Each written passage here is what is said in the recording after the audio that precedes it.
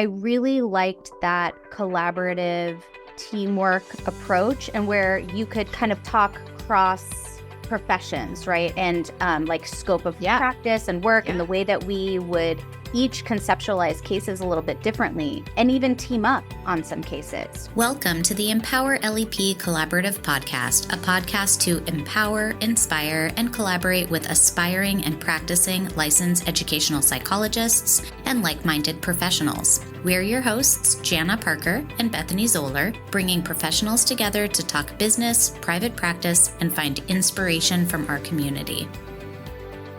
Well, welcome everybody to the Empower LEP Collaborative Podcast.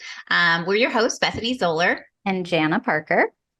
And today I am actually going to just put Jana in the hot seat. And I would love to interview you and get some background and hear your story if that works. Absolutely. Yay. Yeah. All right. So just start off with the basics. Who are you? Where do you work? What's the name of your business? My name is Jana Parker. My practice is called Mind by Design. I'm located in Campbell, California, so just south of San Jose. It's like right kind of smack dab San Jose. Okay. I love the name. How'd you get the name? I was looking for something that felt like growth and that was not static and could change and like something that also you have control over. Yeah. So and I worked at a place previously with the name Mind in it, and I liked mind rather than like brain. I wanted it to sound I actually, this is where I got inspired. I got inspired by, I was on a friend of mine's podcast back in 2020, and she had been interviewing a lot of artists, photographers, designers, and the way that they were talking about their work made me think that it's also the way that I think about our work as educational psychologists. And I think we can, from multiple perspectives. One, because we get to design how we want to practice, inside our ethical guidelines, obviously, but we get to design the practice. And also, I want the clients that I'm working with to know that they have the power to design who they become, and so, when I was thinking about names, I obviously was like, looking in domain names, like what can I do? And Mind by Design was taken. So my website is actually themindbydesign.com. I always have to say it like that. Gotcha. Yeah, like themindbydesign.com. Yes. But that's how I got my name. I love it. Yeah. I love it. Okay. Well, tell me about your business. Like what's your focus? What do you guys do? Yeah. Well, we are a multidisciplinary practice, kind of like if you worked in a school setting. I really love that. Like I started out a solo practitioner and I was just doing evaluations by myself, but I came from a multidisciplinary practice outside of the school district. So I was working in a multidisciplinary practice, but that practice was run by a doctor, a developmental pediatrician, and it was an amazing training ground for me because I got to work alongside medical professionals who I had never worked with before. So that was an incredible experience. But I also got to work alongside mental health therapists, other LEPs, behaviorists and speech pathologists and developmental specialists, which I was more used to working with. But I really liked that collaborative teamwork approach and where you could kind of talk cross professions, right? And like scope of practice and work and the way that we would each conceptualize cases a little bit differently. So, and even team up on some cases, right? So like if I were seeing a kid who had ADHD and I thought they needed medication, I could talk to the doctor, the kid could go to the doctor, that was great. But it also, so when I was thinking like, well, what do I want for my own practice? I thought, well, I want every service that I have to be educationally related. Okay. So I'm not we don't do therapy, like we don't do mental health therapy. We could potentially do educational mental health counseling, right? If I had an LEP who wanted to do counseling, none of mine do so far.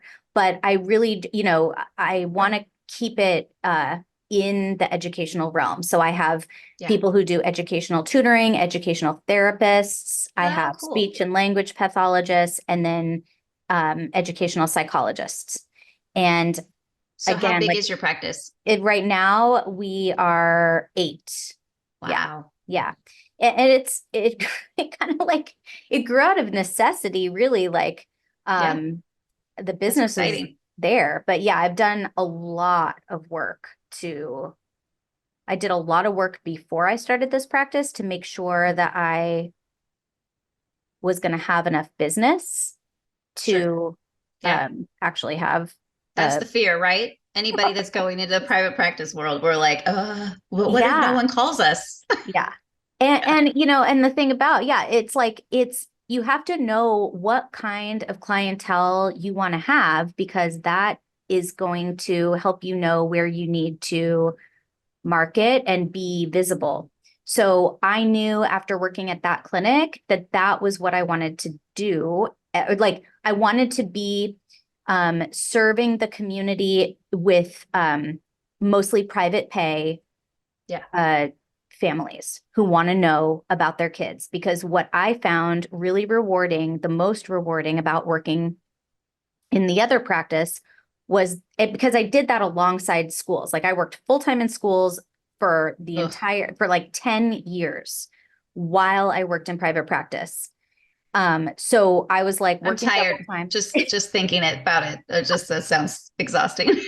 Well, I also didn't have children of my own. I have stepkids, but I didn't have children of my own. So it did give me, like, I will say, like, I didn't also have to raise babies. Okay. Well, but these got stepchildren. Yes. They're there. They're there. They're for sure there. It counts. It just didn't, I didn't have like that other aspect of my life. So, but my baby has always really been my work. So, and my dogs, and my stepkids. Plural or dog? Well, I have dog and a half. I have one dog and one stepdog. Yeah. Dog and a half. I love it. Yeah. We have a dog that goes back and forth with our kids. So like when the kids go to their moms, the dog goes with them. It's been for, the past 6 years. That's adorable. Yeah. I love it. Tangent. But yeah, so I knew that what I found most rewarding was that I got to help the families who came to me figure out what was going on and what to do about it.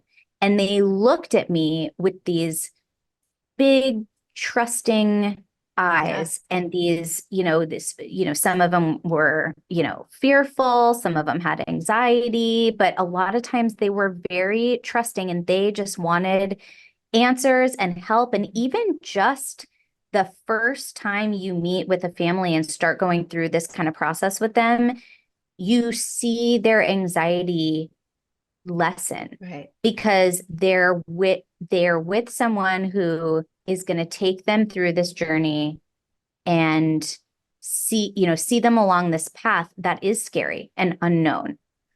So I loved that. And then I'd go to public school and I could say the same thing to a family in public school and they might not trust me at all. Isn't it interesting? I totally would say the exact same thing. It's like, for whatever reason, in this setting, in the private practice setting, you have more clout or something, or just more credibility. And it's like, I'm doing the same thing.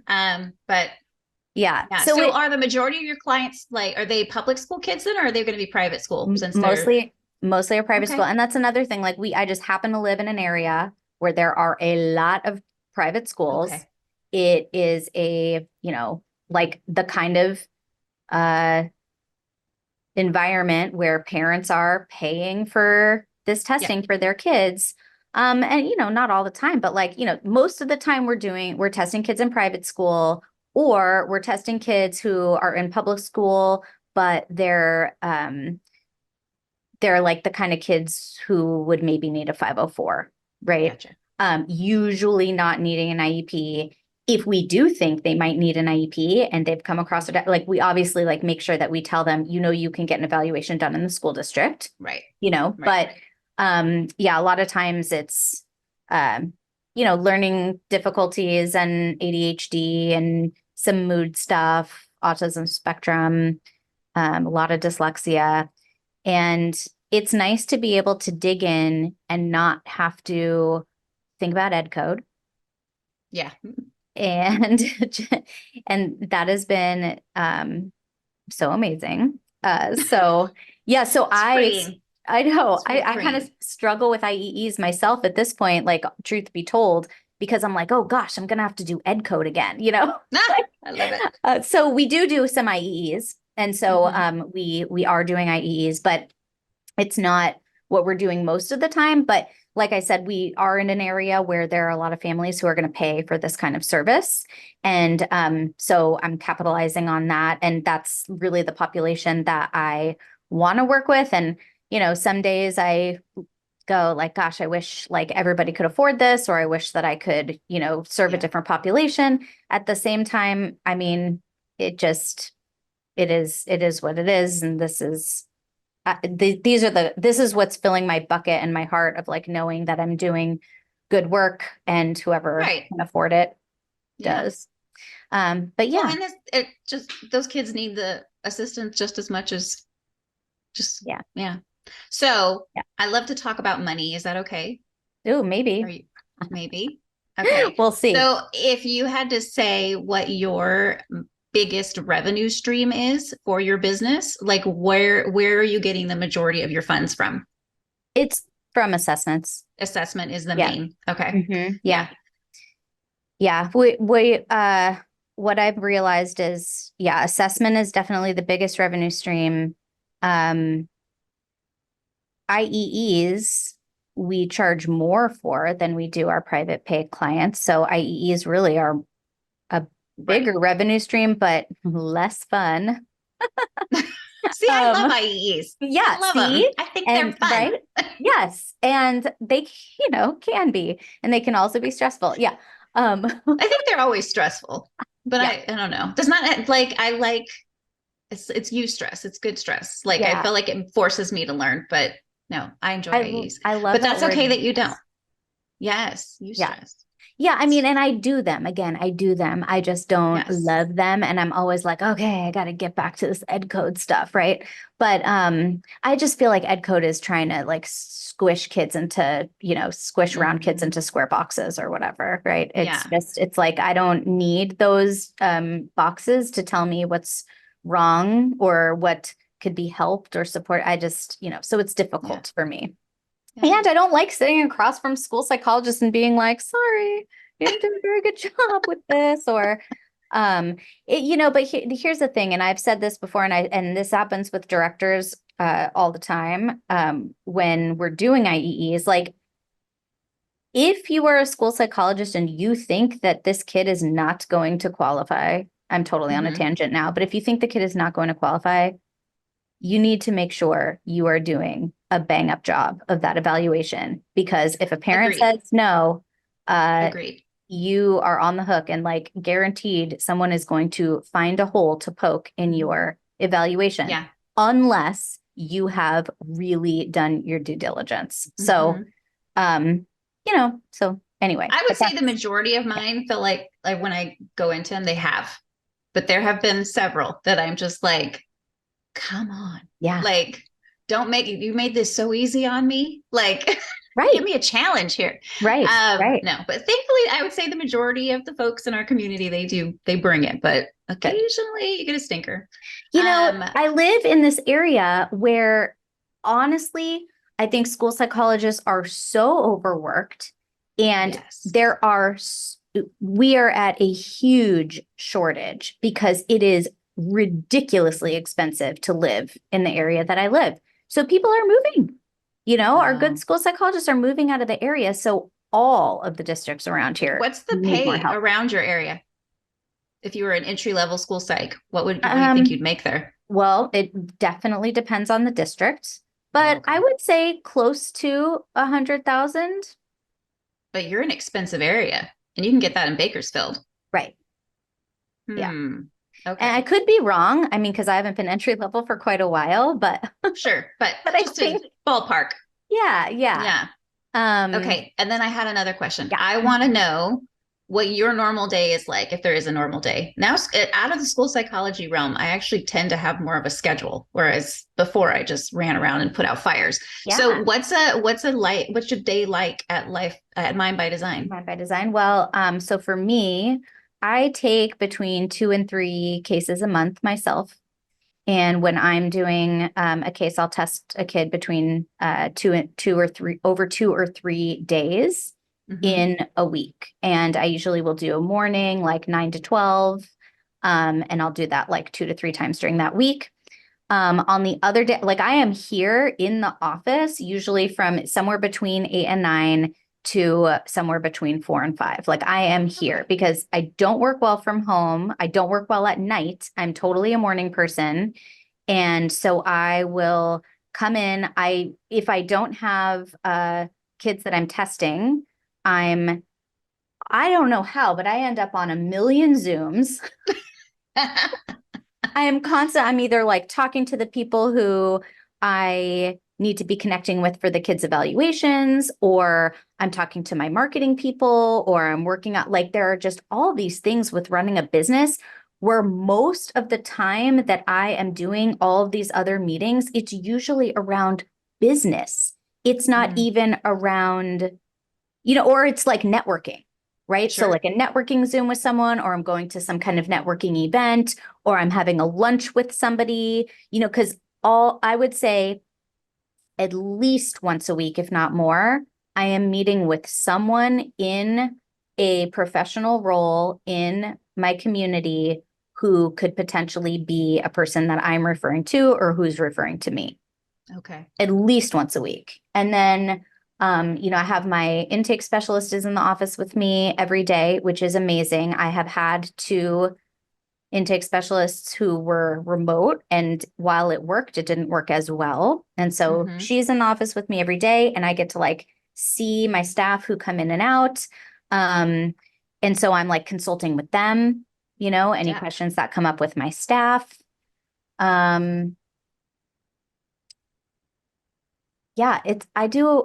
don't know how, like things just show up on my calendar, like, oh, this person booked 20 minutes, this person booked an hour. And I end up in a lot of meetings, and I have to really set aside time for report writing.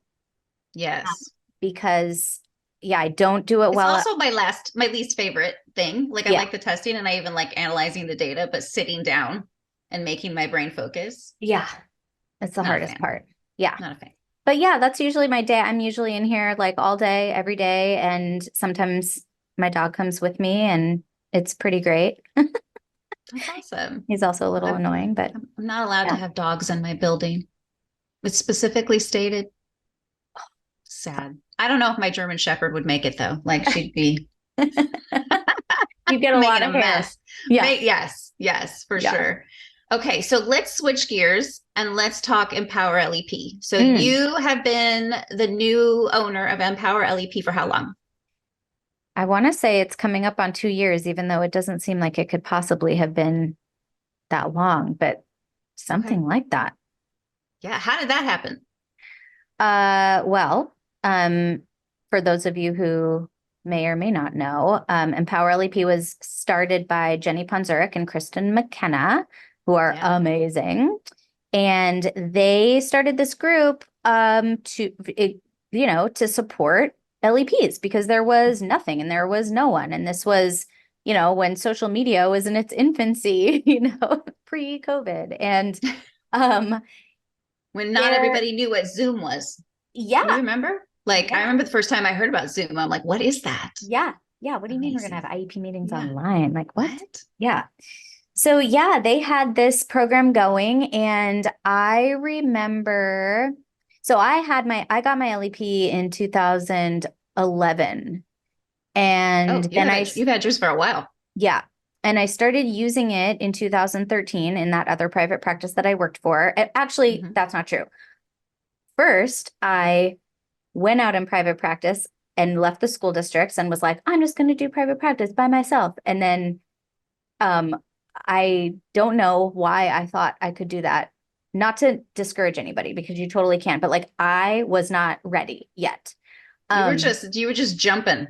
Yeah. You look, I was yeah, just jumping. No looking before leaping. We just leap.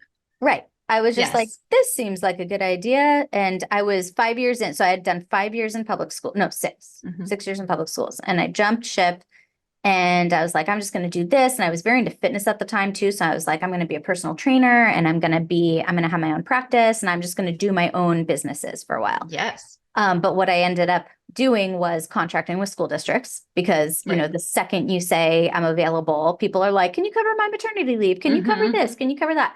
So I ended up working in 2 different school districts during that year, like 3 days a week in one and 2 days a week in another. And then I went with one of those bosses up to a different school district for the next 5 years. So I like went back to school. Oh, wow. Yeah. Okay. So I was like, okay, didn't work. But yeah, that next year, when I started working at the other school district, I had an opportunity to start to cover somebody's maternity leave at this private practice. And then they ended up just taking me on board because they ended up being busier and needed another LEP. Sure. So I had been using my LEP for a while. And I actually, this is totally off topic, but I went and I like went on a tangent. We're good at that. I did that. I was a subject matter expert for the LEP exam for very cool. a little while. And this was back in, I don't know, maybe like 2016. So does that mean it's your fault that we have those weird questions? No, because they have redesigned the test. Yeah. And that's not the part that I worked on. But what was really interesting to me when I was there was a lot of the people who were there as subject matter experts were either LEPs who had never used their license. You have a thought bubble. Oh. It did it and it gave you a... Oh, cool. Wow. That's so awesome. Sorry, distractibility. So funny. Okay, so it was either LEPs who had never used their license. Yes. Or there's a lot of those. Retired school psychologists who had their LEP and never used their license. You know, it was people who could get out of work to go do this thing. And I just had an amazing boss who let me. And I was like, wait a second, I'm one of the only, I mean, there were some, but I'm one of the only LEPs here who's actually being an LEP. So, anyway, so I have some experience in how that process works. They also told me during that time that, so these are the people making the test, right? And they told me at the time that the LEP was the least used business license of the Board of Behavioral Sciences. Yep. Because everybody was stuck in schools, which made sense. So anyway, fast forward to 2020, which is when in 2019, I was a program specialist. And that was the year I was like, there's no way I'm going to keep doing this. And I really want to get into private practice full time. So I made myself a goal to do that. And I already knew, I loved, you know, everything Jenny was doing just in her trainings. I always loved going to her trainings. Thought she was great. And so I took the Empower LEP Blueprint course. Yeah, I did too. Yeah, in 2020, beginning of 2020, which I had already started my own practice. But so I must have taken it right after you. Yeah. I took it with Stephanie. Okay. Yeah. That's so funny. I must have done it. Like I did it in 2022. So I know I'm like, I must have been the next cohort. Yeah. And I do want to do that for Empower LEP too. Like as the new owner of it, like I do want to have cohorts of people that I take through a group training. Yes. Yes, that's awesome. Because it was so helpful. And everybody who I coach, again, I'm fast forwarding, but everybody who I coach is like in the same, I'm sure you get this too. It's in the same, it's all the same questions, right? So anyway, I had done this course with Jenny and Kristen Mm-hmm. and learned a lot, was already kind of doing a lot of the things that we were going through, but it was nice to be going through it with other LEPs. Yes. I also hired a business coach who was someone in my community who was a successful group practice owner of a therapy practice. So what an awesome resource. That's fantastic. Yeah. So I was working with her because I was like, okay, what am I doing? Like, I'm a sole proprietor. Should I have a corporation? Blah, blah, blah, all the things. And she was helping me really visualize like what I wanted to do, and then telling me, well, these are the things that you should be doing now in order to get where you want to go. And so that was really helpful. So I don't know, then COVID, a year or so later, I had kept in touch with Jenny and Kristen, and through Empower LEP, like they would answer questions, whenever we had them or whatever. And so when they were thinking of selling, because they are off to other things that they are doing amazing things. Yes, they are plenty busy. And they were basically just at a point where they were like, we love this. We have done this for 5 years. It needs someone who can, commit more time to it, which I haven't really been able to, but they were like, it needs something else. We know that we have to move on to do other things. Yeah. And we also, your hair looks great. We know we have to move on to do other things, but we also don't want this to fall to the wayside. We think it's a really important, community. And, so they asked me, they said, you were the first person we thought of. And I was just like, oh my God, what? Like you thought of me? Okay. I mean, so it was very, I was very honored. It's an honor. Yeah, for sure. Yeah, that's how I felt. And then I was like, well, how do I say no to that? Right. So I thought about it, and I was like, okay, well, I'm in this process of going out on my own. And so this is actually like kind of an ideal time for me. And I definitely, like I've always been a coach. Like I've been a coach, a trainer. I was a personal trainer. I was an aerobics instructor. I've always loved giving talks and trainings and sharing what I know and helping to empower others and bring people up. And so I thought, okay, well, I'm the person for this for sure. I just, have to find time to do it. But that's how that happened. Awesome. And so currently so I have their content and I'm building on their content to create new content. But I don't want Empower LEP to just be me with my content. I do want to bring other people and other expertise into it because I'm running my show, but other people have things to share also. And not everybody's going to want to do what I want to do either. Right. So I plan to put more time and energy into growing Empower LEP in 2024. Exciting. Yeah. And then this came at a perfect opportunity. You're like at a perfect time because I was like, oh, perfect. Like this is one of the things I want to focus more on in 2024. So right now people can, for purchase at empowerlep.com, people can purchase the LEP exam prep, which I think has been really helpful for a lot of people. The exam, it's been a very long time since I took it. Like there's no like secret in the course as to like how you're going to pass.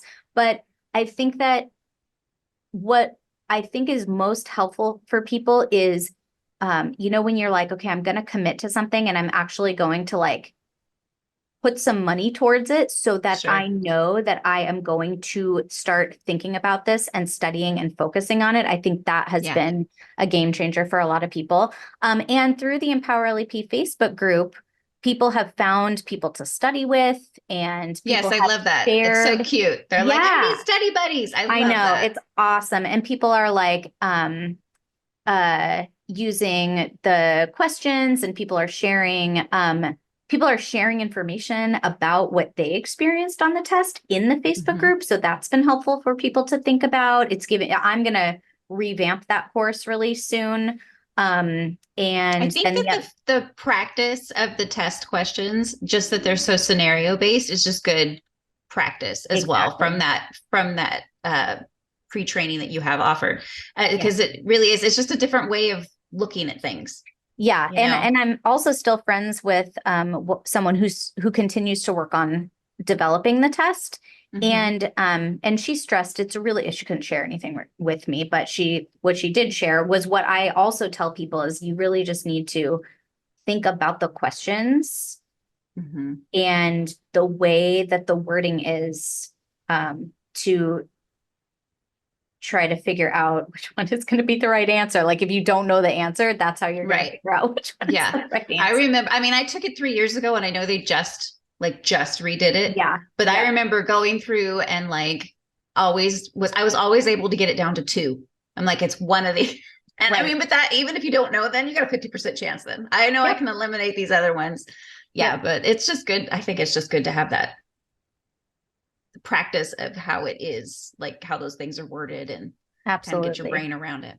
And while I'm in the process of thinking about how I'm going to do groups, I have been doing some individual coaching where, I mean, people can just pay for sessions where, and I'm getting questions anywhere from, I'm just thinking of starting my business and I need some business guidance to, I did an IEE and I need help with this report, or, just all different kinds of questions. I had somebody, do a PowerPoint for me about her, because she took the dream career planner that I have and took all the questions and wrote a PowerPoint for me and got on and told me all her whole thing. It was amazing. It was so school psychologist, right? It was amazing. Wow. That's a type A person right there. Absolutely. And she was like, this is what I'm going to do. But it just goes to show how that's fantastic. She needed that framework. Yes, absolutely. And we all do. I think that's, we all want it to be first you do this, then you do this, then you do this. But that's not how things go in this world anymore. But and that's the other thing is if you have someone, because I've also done stuff where you just watch a bunch of videos and try to do things yourself, kind of my business. I have a business course, you have a business course, right? Where you just kind of go through the business basics. Yeah. You can do that. But then when you really are trying to make decisions, it is helpful if you have somebody to bounce those decisions off of to actually talk them through. And that's what I did with my coach when I was going through the beginning stages of starting a business.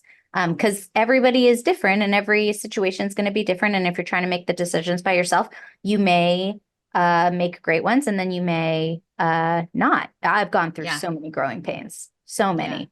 Well, let's switch and focus on that. I'd love to hear your big wins. What are your milestone moments as a business owner? What are the big ones that stand out?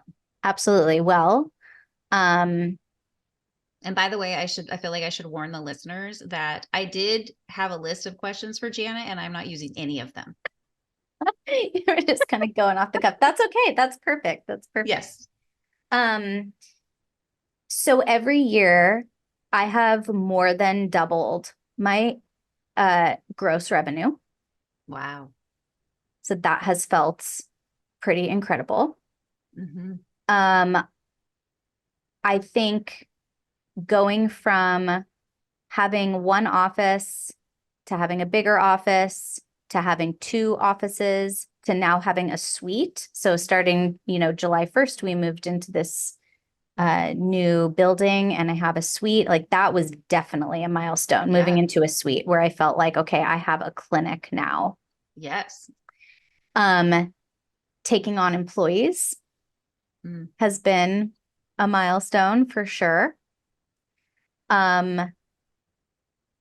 When I hit a gross revenue that I've never done before in a month, those feel like wins. And then I go, too bad not all this money is mine, but yeah, I know. But those have felt gross really looks so pretty. It does. It's oh, wow. Yeah, my husband's like, you're rich. I'm all, no, I'm not. You haven't seen the bills that I have to pay. Right. Yes. It looks pretty. And my new website just launched. Yes, it's so okay. Can I tell you that this sounds funny, but your drop down menus are dreamy. They are. Thank you. No, they truly are. I was like, Yeah. I need this in my life. Yeah. Like if you go to themindbydesign.com and just check out Jana's headers, like it's amazing. The drop downs. I know. The drop downs are fantastic. They Thank are. you. Whoever did that, like you need to give them an extra kudos because Oh, that yeah. was impressive. I mean, I love this team so much. And like, that's another thing that I have learned and like can share with the listeners is I have hired horrible people for things and I've then hired amazing people for things. And I can share my resources, right? Like, I mean, I could not be happier with my digital marketing team right now. And I will tell you, like, not everybody needs one, you know, and you like a website. It's like, I was thinking about this just the other day, like, because my new website launched, and I was thinking, like, did I really need all this? Because it was like a 6-month process that we just went through to launch this.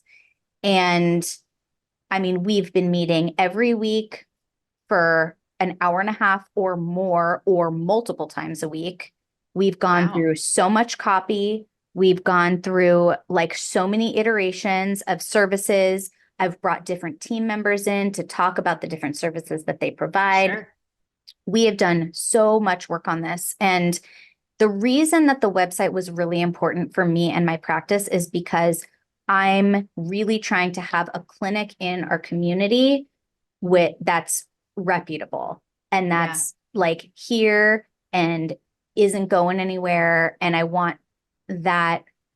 I want to be known in the community you want to like be that. known that, that you're the place to go. Yeah.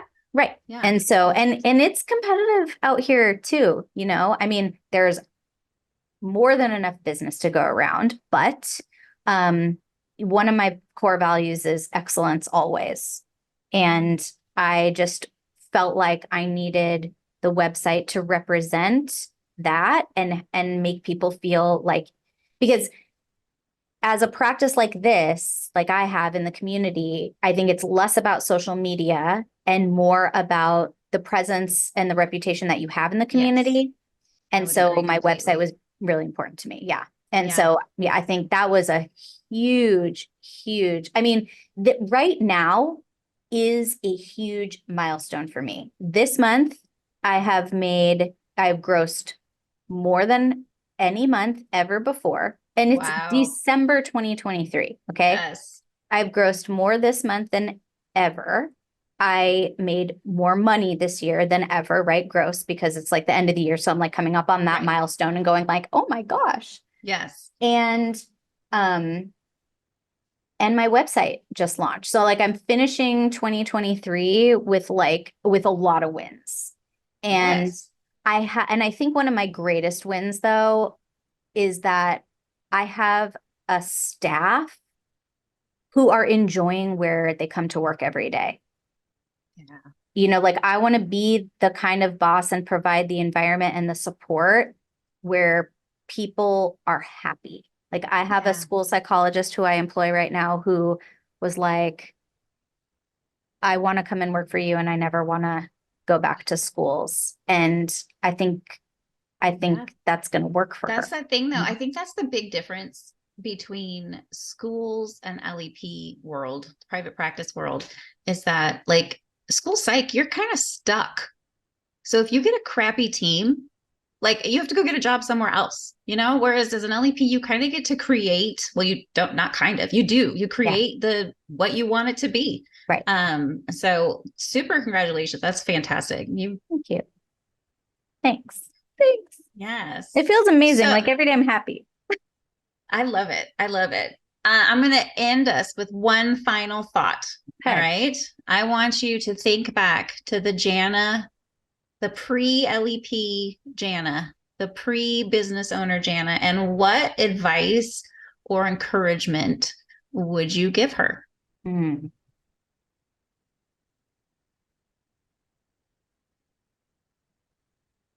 So knowing what I know now, there's a couple things. Like number one, I think that there's a I think you need to like if people are thinking about like, well, what do I want to do? I would take one of those,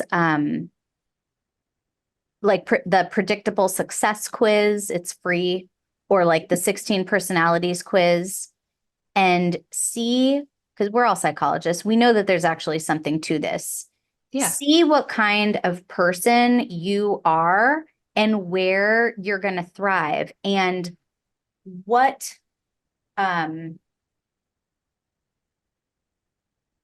it is that you would need to make sure that you're going to be fulfilled. And I kind of just winged it. Like I kind of knew that I've never been the kind of person who can just stay in one place for a long time. You know, like Same. Even with school districts, I'd be like, okay, I'm going in. I'd work there for 3 years and be like, okay, I cleaned everything up. Everything is ready now for the net. And now like I have to go. I always tease that I left because I got bored. I'm like, I'm bored now. I want to go do something different. Right. And it's so funny because like it would be so easy if I had just stayed, right? Like it'd be so much easier when you clean something up and then you're like, okay, like I could do this for like a long time and just have it running like clockwork. But yeah, I just kept needing to move. So that the answer to the question is, the first thing is know what kind of person you are so that you know whether taking a leap is going to be a good thing for you, whether you're a visionary and like, do you really want to start your own practice or do you want to go and work for someone else so that you don't have to do those pieces that may or may not be good for your own personality, right? But along those lines, I would say I was so afraid of leaving the school district for all of the things all of the consistency that it provided for me. I was so afraid to go into the unknown. I can't tell you how many times I talked to my own therapist about how fearful I was. And what I did not trust myself that I would be able to pull this off. But I would go back and tell myself many years before that I was going to be fine, and that I could do it. I am grateful that I did not leave before I left because all of the experience that I got up until the point that I left the school district serves me now, So even just being a program specialist for a while and really having my hand in like quasi special ed administration, learning all that, forming relationships with different directors at school districts, who go, to different districts themselves. So like I extended my reach in the public school world by being in it for a long time so that I have connections there. And then I also used the fact that I didn't have to get the business for a long time, right? Because I worked at another private practice, but I made an effort that entire time to network with people in the community for that moment that I went into private practice because I needed a way to get referrals. So I had to build that up. So I'm glad reputation. Right. And all the families who got to know me, all of the private school educators, the teachers, like friends of them and parents. And you have to make yourself visible so that people know you exist and will come to you.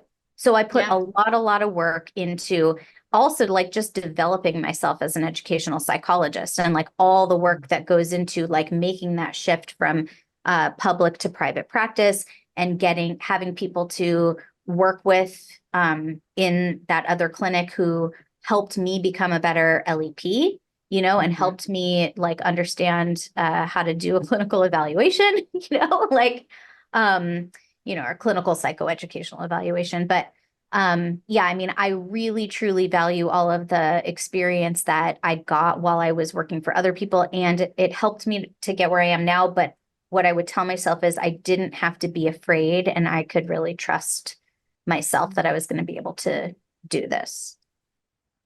Love it. I still think sometimes that AI is going to just like take our jobs. But there's another one of those anxieties that we need to talk about right there. yeah. But yeah, we can have an episode about that later. Yeah, we'll have Rebecca Brentstetter on. She can there you go. Tell us how to capitalize on AI. Yeah. That would be fun.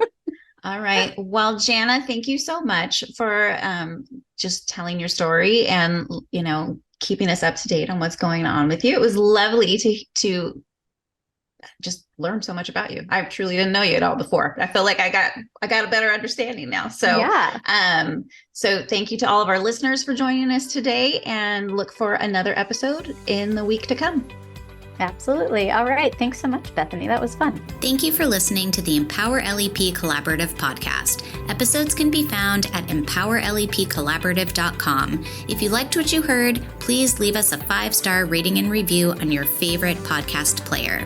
If you'd like to be a guest on our show, or if you have any questions for us, don't hesitate to connect. We would love to learn more. Jana can be found at jana@empowerlep.com, and Bethany can be reached at bethany@lepcollaborative.com.